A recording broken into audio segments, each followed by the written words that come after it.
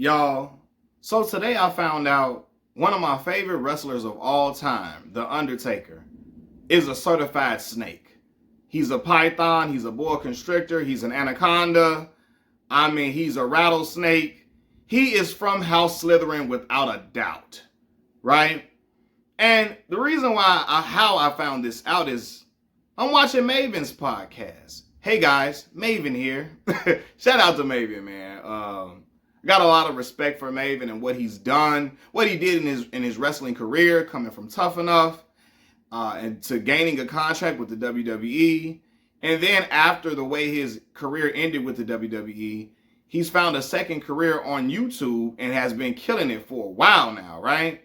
So I got a lot of respect for him, even though he looks like a template for a creative player on a wrestling video game, right? Shout out to the brother, though. But Maven is interviewing Matt Lyda, the former co-host on The Undertaker's podcast, 6 Feet Under with Mark Calloway. Mark Calloway is The Undertaker's real name, right? So when he's sitting and interviewing Matt Lyda, he starts talking to Matt about how he initially met Undertaker and how him and Undertaker became friends. And Matt explains all of this, right? And how they developed a really good relationship with each other, so on and so forth. And then Matt Lyda tells us some information that the podcast was his idea, okay? It was his idea. He brought it to The Undertaker and say, hey, Mark, I think you should create a podcast and talk about your former matches.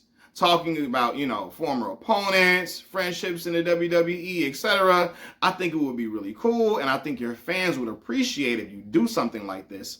Considering the fact that The Undertaker, his character was not a character that was open and honest and smiling and super charismatic to the point where they just, he was a brooding character. Dark, sinister type of character, and The Undertaker stayed in character even off screen until his wrestling career was over with, right? So he brought that to The Undertaker, and The Undertaker said, people probably would be bored with that. He didn't want to do it. He was like, he thought people would be bored with it. He didn't think people would find it interesting, right? So Matt says he left it alone. When The Undertaker said, nobody would want to watch that, he left it alone. But he said, in the back of his mind, he just kept thinking about it. He couldn't get it out of his head. Hey, you need to run this by Taker again. You need to run this by him again. So he said he ran it by him again. Like, I really think we should do this. He brought up Maven. He like, Maven, he's killing it out here. I think you could do the same type of thing in this YouTube world. You can do the same thing in this YouTube atmosphere, right? YouTube algorithm, rather. And this time when he's bringing it to The Undertaker, I think he said The Undertaker still was like really kind of disinterested in doing it until The Undertaker's wife, Michelle McCool, who is the new co-host of his podcast, right? Michelle McCool convinces The Undertaker, hey, Mark, I think it's a really good idea. You should do it. You should get on board with it, right? So eventually, after having these conversations, Matt Lyda, and with the help of Michelle McCool, he convinces The Undertaker to do the podcast, right? And again, even when it's starting out, it's not the best product at first. And I think he said, he kind of thought at any point The Undertaker was going to quit at any point because he knew it wasn't like a big priority for him. It wasn't like a big thing that he was really, really dying to do. But Matt kept pushing forward and all of that, encouraging him, so on and so forth, and they keep it going, right? Now, initially, when the podcast first began, I got wind of the podcast at the end of 2023. I think that's when it started, and y'all can correct me if I'm wrong. I remember watching the podcast for the first time in October of 2023 or something like that. When the podcast first began, people were not too fond of Matt. Some people felt like he was cringe. They kind of felt like he was annoying. They kind of felt like, we don't want to hear from him. We only want to hear from The Undertaker. Maybe The Undertaker could have done this with another wrestler, etc. Right? But over time, Mark and Matt's friendship comes through on camera to where you see a vibrant personality from The Undertaker. right? You see a whole completely different side of the Undertaker that we never knew existed because he was always in character, right? So they start laughing, and the chemistry gets great. It gets outstanding to the point where people begin to love Matt as well as the Undertaker. They already love the Undertaker, right? But they began to love Matt as well. And they continue doing the podcast. It gets successful, more successful, more successful, more successful. They have wrestlers come on and get interviewed by the Undertaker and Matt, and the Undertaker would talk about his experience with the wrestler who's on the podcast, and they would share laughs and share stories, etc. And people ate it up, right? In fact, I think 6 Feet Under with Mark Calloway got to about 700,000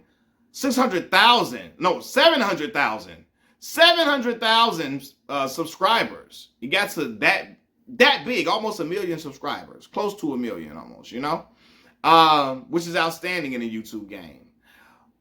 And eventually, as the numbers begin to grow, the WWE takes notice. And you know them, the WWE, they about that paper. They want that money, right? So they struck up a deal. They called Mark Calloway, a.k.a. The Undertaker. They called The Undertaker's phone. And they struck a deal with The Undertaker, right? But Matt, he knew nothing about it. Matt Lyda knew nothing about this deal. This is how The Undertaker told Matt Lyda about the deal. They do their recording for a show. Everything is all good. After the recording is over with, Undertaker say, "Hey, I gotta talk to you about something. I want to run something by you. I gotta talk to you about something," right? And Matt is thinking, "Uh-oh, Undertaker about to end the podcast. He's not gonna want to do it anymore." I'm thinking he thinking that Undertaker gonna say he's on the outs with it. He's done with it. You know what I mean? Because it wasn't like a thing that was like something Undertaker really, really just like really wanted to do, really. It was just his friendship with Matt and being convinced by Matt, and along with his wife, he went along with it. And he had some fun on it. He had fun on the show, of course. You know what I mean? But it probably wasn't on the top of his priority list. So he thinking, yo, Undertaker finna end this podcast. Unbeknownst to him, Undertaker tells him, hey, WWE called. I sold the podcast to them. We struck a deal, and we going over to the WWE. So Matt says, I'm assuming my role in this is done. The Undertaker says, unfortunately, yeah. Like, what the fuck? Wait a minute. You didn't owe that man a conversation? You didn't feel like you could have told that man that you struck a deal? You could have called him before striking this deal with the WWE? You couldn't tell him nothing, right? You just cut him out of the deal and you got your money and ran. And went on about your way, and then tell him after y'all finish your recording and it's over with. They can't continue to do because now the podcast is called 6 Feet Under with The Undertaker. Of course, WWE owns that name, The Undertaker. So when you go to WWE, it's not going to be 6 Feet Under with Mark Calloway, because Matt probably could sue at that point if they use that exact name, their YouTube name, right? So they go with 6 Feet Under with The Undertaker. They can't do 6 Feet Under with Mark Calloway anymore because it would be a conflict of interest. It would be in conflict with each other. And I'm sure the WWE wants to get their podcast up and moving, considering that 6 Feet Under with Mark Calloway already has 700,000 subscribers. But to cut your mans out of the deal and not to tell him this is supposed to be your friend, this is supposed to be your boy, he created the podcast, he brought the idea to you, you didn't even want to do it initially, it was not something that you were keen on doing for real, and until some money came around and you X'd him out the deal and took the money for yourself, that's crazy to me, right? You didn't even try to make Matt a producer, try to make him a owner or a partner in it or something. You couldn't think of a way to get him some type of money from this or anything. You just X'd him out the deal completely. That's foul. That is despicable, man. And now he's got his podcast, I'm going to say WWE. He's got his podcast with WWE, 6 Feet Under with The Undertaker. And his wife is the co-host, Michelle McCool. And listen, y'all, I have nothing against Michelle McCool. This is not a woman hating or woman bashing YouTube channel at all. I don't do that over here at all. I've spoken up for women on several accounts on this channel. But I'm sorry, y'all. Nobody want to hear about how you and Undertaker first met, Michelle. What y'all get when y'all go to the grocery store. We don't want to hear, Undertaker, you keep talking about how silly the Undertaker is, and he just say, you right, baby, you right, honey, you're right. Like, no. Like, when I look at that podcast that he got with his wife, their chemistry on camera is not good. Michelle McCool is not a good interviewer at all. She has no charisma on screen at all to me. It's rather dry. It's just not entertaining for real. Nowhere near the way it was entertaining with Matt. And so now, but he got this deal with WWE. His wife is on it. And I guess he figured, I want to keep money in the family. Cool, get your wife a gig. But hell, you could have still kept Matt around if you want to bring your wife in on the deal. Right? He's the one that created the podcast. Your wife said yes to an idea that he created. She the one that convinced you to do it, but it was his idea. Now, again, the podcast wouldn't be nearly as successful without The Undertaker. The Undertaker is the hook for people to come. But Matt, with his chemistry, with the way he would carry the interview, the questions he would ask, the type of like stories he could bring up or get Undertaker to remember to bring up, that was unmatched. The chemistry they had. And you X them out the deal, that's foul, man. And this is what I mean, man. When growing up, when you like some of your favorites growing up, you realize, excuse me for stuttering, you realize they got a lot of foul shit about them. They're not as cool as you would think they are at times, unfortunately. And that's life. They always say you shouldn't meet your idols. Now, I didn't idolize The Undertaker, but I was a big fan of him. From the dead man gimmick to the American Badass gimmick, back to the dead man gimmick. I was a big fan of The Undertaker, man. Everybody in the hood was. I'm in Chicago, Illinois, South Side. All of us small kids used to roll our eyes to the back of our head imitating The Undertaker. All of that. We always used to be getting excited when he would do the choke slam or the last ride or the tombstone power driver. All of that, man. He was a cool dude. We thought, oh, man, look at, and when he did the American Badass gimmick with the Limp Bizkit song, Keep Rolling, that was Limp Bizkit, right? The Keep Rolling, bro. I think it was that, right? I'm not a rock fan but yeah, I believe that was Limp Bizkit. That was a dope interest. Everybody in the hood would get excited when he came out on their bike at his during his matches and stuff.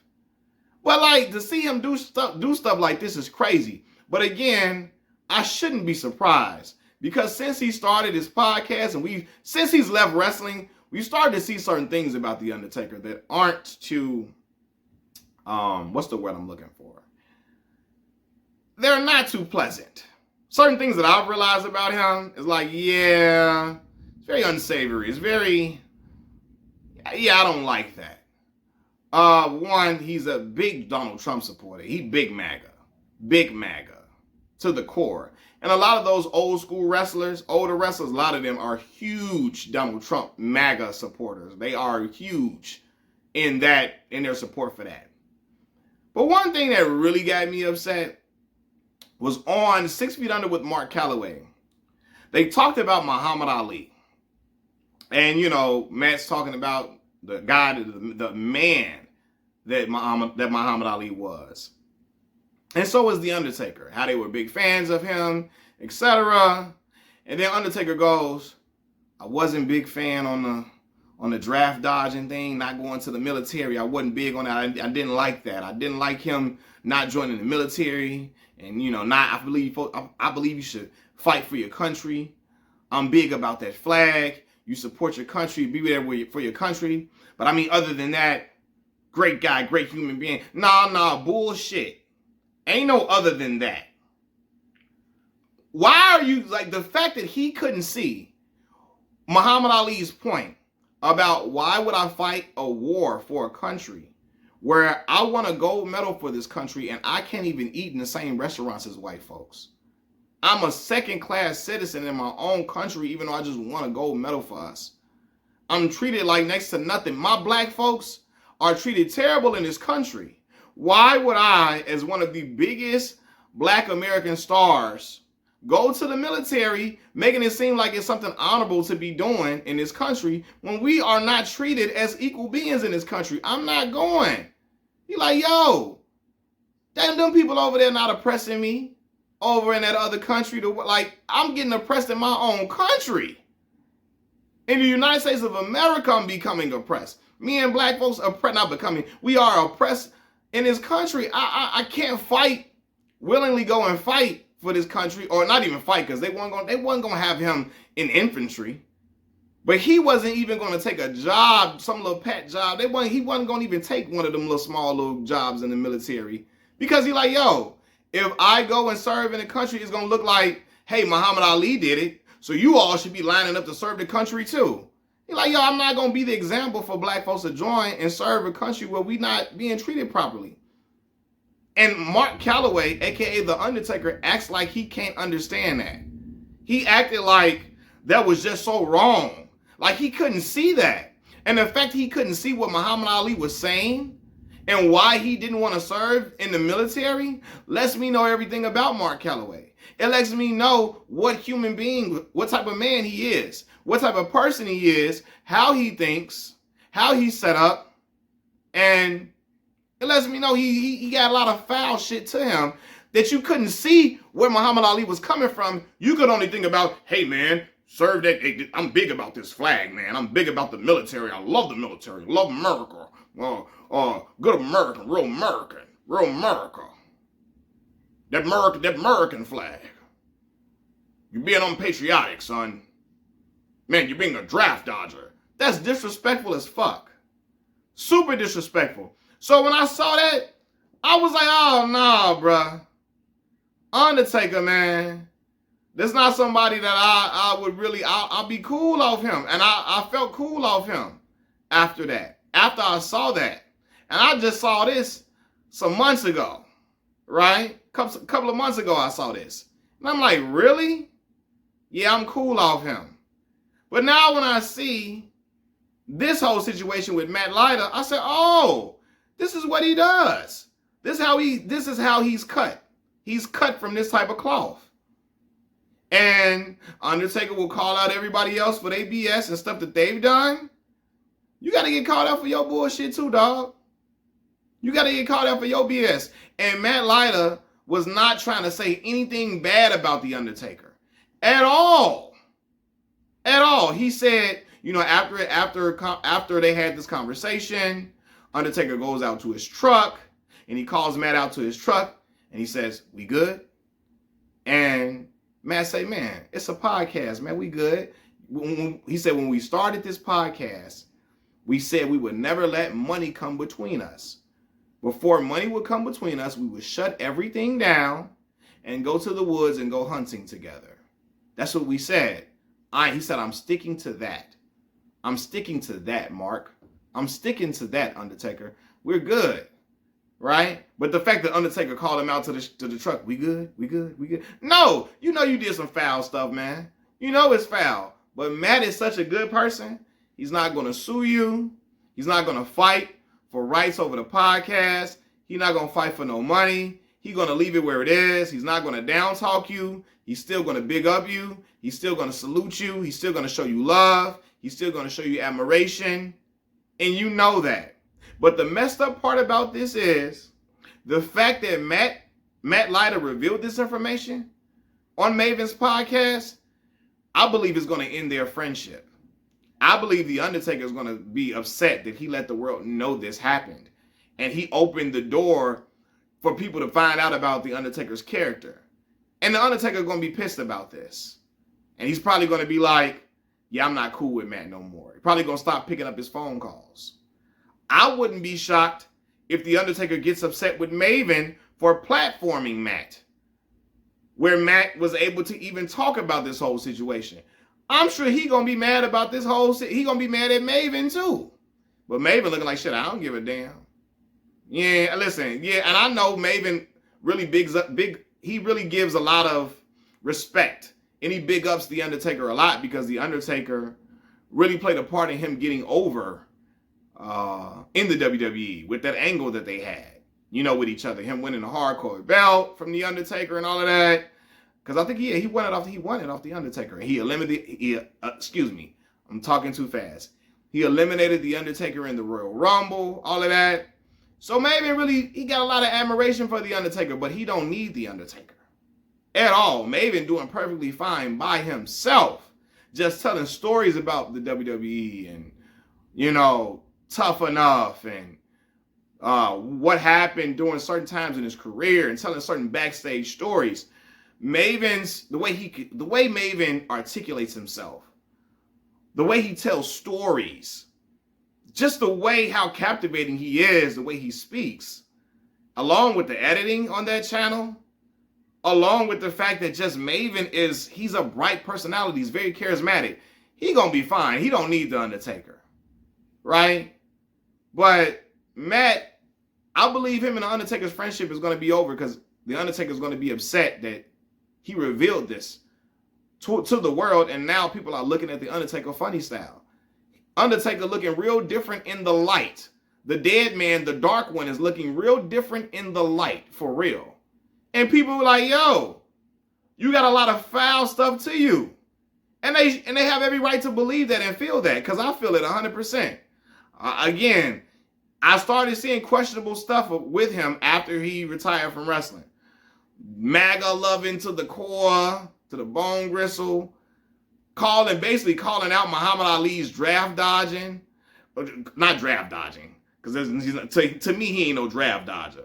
But basically calling into question Muhammad Ali, saying that you didn't agree, letting everybody know you didn't agree with Muhammad Ali refusing to serve in the military. Making that something that you wanted to say to the world. That let me know where you stand, and especially when you know why Muhammad Ali did not want to serve in the military. You don't give a fuck why.